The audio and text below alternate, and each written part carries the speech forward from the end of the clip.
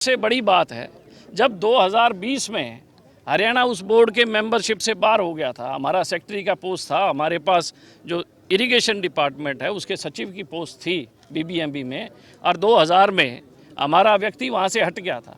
तो बीजेपी की सरकार उस टाइम भी थी, आज 2025 है, आज भी बीजेपी की सरकार है। इतने लंबे अंतराल तक ये सारे लोग सो रहे थे, कहीं ना कहीं इसके पीछे कोई इनका बड़ा षड्यंत्र था। संजीवनी अस्पताल बाल एवं शिशु रोग, general surgery, plastic surgery, neuro surgery, नेत्र रोग, फिजियोथेरेपी, स्त्री एवं प्रसूति रोग, हृदय एवं शुगर रोग, हड्डी एवं जोड़ रोग, कार्डियोलॉजी, दंत रोग, इमरजेंसी चिकित्सक सुविधाओं में एक भरोसेमंद नाम है। नमस्कार, मैं हूं प्रमोद और आप देखना शुरू कर चुके हैं दी-सड़कनामा.com। इस वक्त हम आपको तस्वीरें सिरसा की दिखा रहे हैं।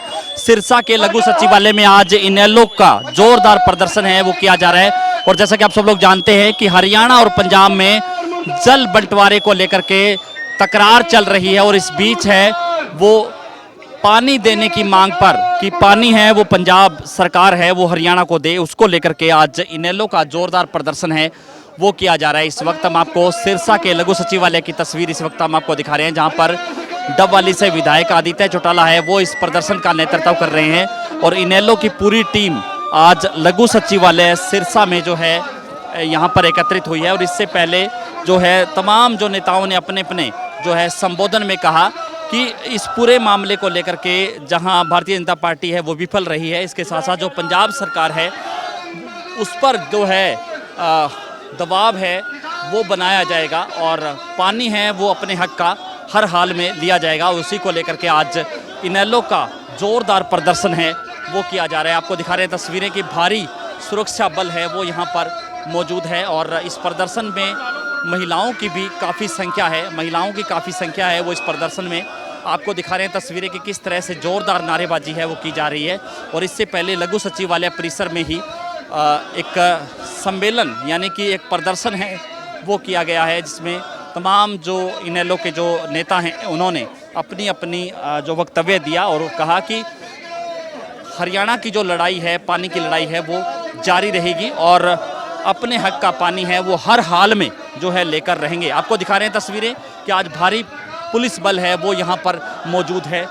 सैकड़ों की संख्या में जो पुलिस कर्मचारी हैं वो आज यहाँ पर लघु सचिवालय में मौजूद है, और आज जोरदार प्रदर्शन है वो किया जा रहा है। आपको दिखा रहे हैं तस्वीरें कि किस तरह से महिलाएं हैं वो बैनर लेकर के लघु सचिवालय में, और इंडियन नेशनल लोकदल की पूरी टीम है वो आज यहाँ पर पहुँची है, और जोरदार नारेबाजी है वो की जा रही है, और जो है मुर्दाबाद के नारे हैं वो लगाए जा रहे हैं। इस पूरे मामले को लेकर के आज ज्ञापन है वो जिला उपायुक्त को सौंपा जाएगा।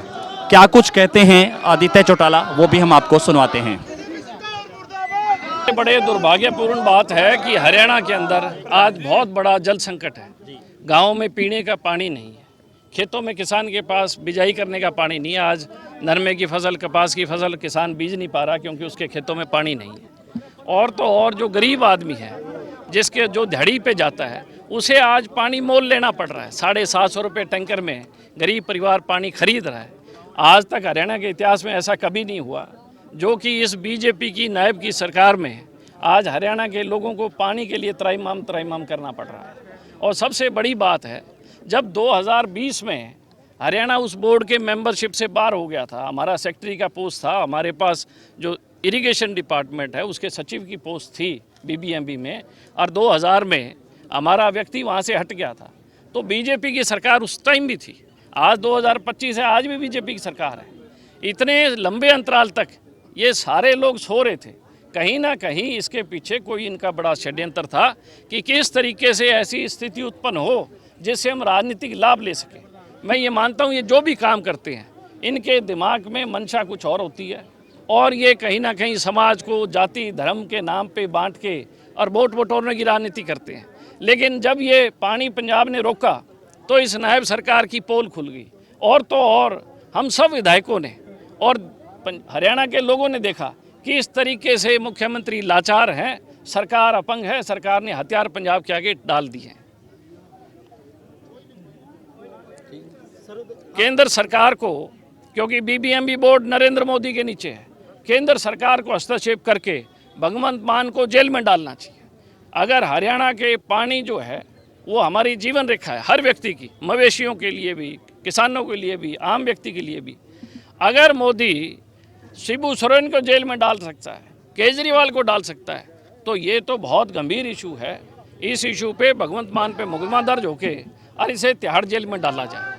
अगर मोदी नहीं करता तो मैं ये मानता हूँ कि कहीं ना कहीं पंजाब के अंदर जो पंजाब की सरकार है और केंद्र की सरकार है, इसके अंदर कुछ खिचड़ी पक रही है और ये सिर्फ वोटों के लिए राजनीति कर रहे हैं। आज इंडियन नेशनल लोकदल सड़कों पे है, हम विपक्ष में नहीं है, हमारे 2 विधायक हैं, लेकिन फिर भी जब भी हरियाणा के हितों के ऊपर कोई बात आई, हरियाणा के साथ अन्याय की बात आई, तो इंडियन नेशनल लोकदल ने हमेशा आवाज़ उठाई।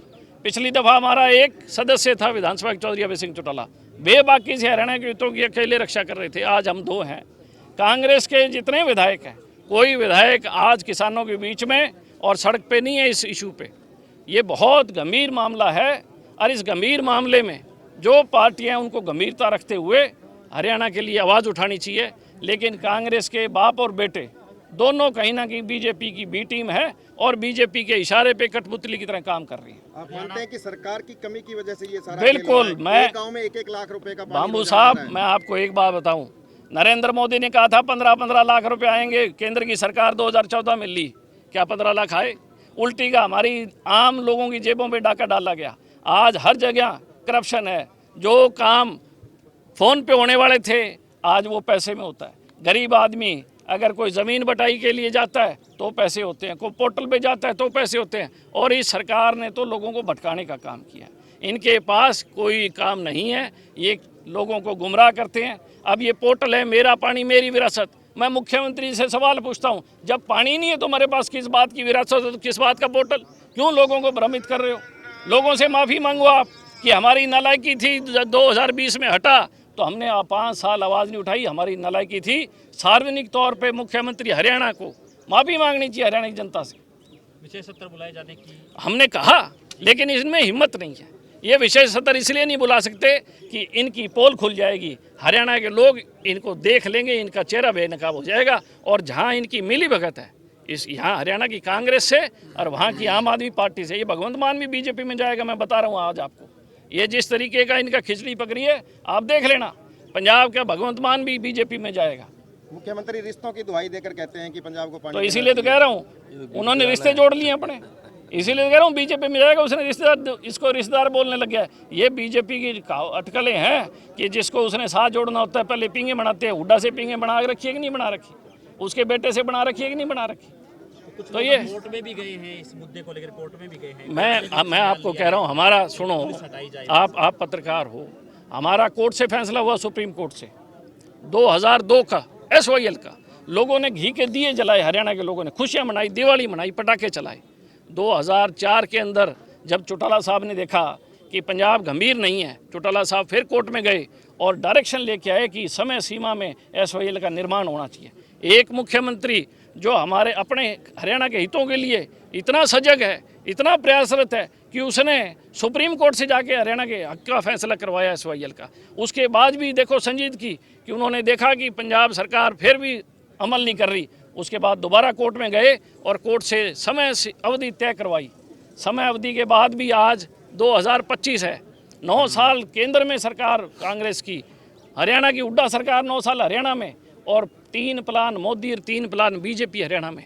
एक शब्द भी इन्होंने उस पर बात नहीं की, एक दफ़ा भी उसको लागू कराने का काम नहीं किया। ये दिल्ली के LG को कह सकते हैं कि तूने दिल्ली के मुख्यमंत्री का काम नहीं करना, तो क्या सुप्रीम कोर्ट का निर्णय लागू नहीं करवा सकते?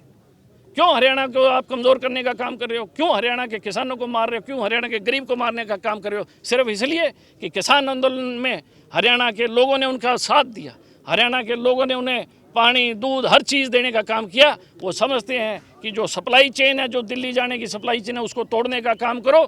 और कहीं ना कहीं पंजाब की सरकार और नरेंद्र मोदी और हरियाणा की बीजेपी की सरकार हरियाणा के लोगों को मारना चाहती है, हरियाणा के किसानों को मारना चाहती है।